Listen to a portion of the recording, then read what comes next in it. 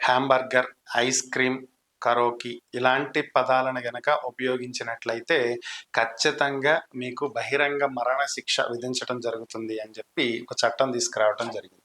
ఇదేంటి ఏమన్నా పెద్ద బూతు మాటలా, అన్‌పార్లమెంటరీ లాంగ్వేజా లేదంటే అబ్యూజింగ్ వర్డ్సా అంటే అదేం గాదు.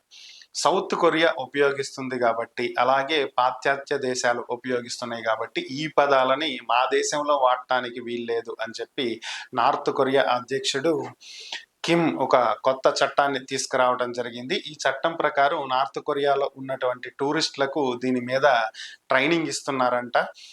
టూరిస్ట్ గైడ్స్‌కి ట్రైనింగ్ ఇస్తున్నారంట. ఈ టూరిస్ట్ గైడ్‌లు అక్కడికి వచ్చేటువంటి టూరిస్టులతోటి మాట్లాడేటప్పుడు ఈ పదాలని ఉపయోగించకూడదు. అలాగే టూరిస్టులు కూడా ఈ పదాలని వాడకుండా ఉండేలాగా చూడాలి. అది వారి బాధ్యతే.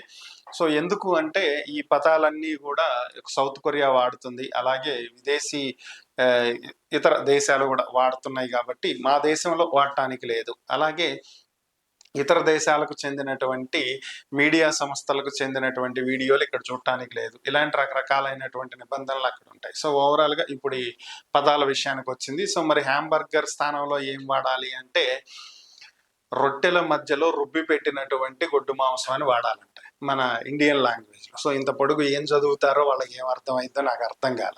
ఐస్ క్రీమ్ ప్లేస్లోనేమో ఎస్కిమో అని చెప్పి వాడాలంట. సో ఇలా రకరకాలైనటువంటి మార్పులు చేర్పులు తీసుకురావడం జరిగింది. ఈ పదాలు వాడితే మాత్రం మరణశిక్ష తప్పదంట.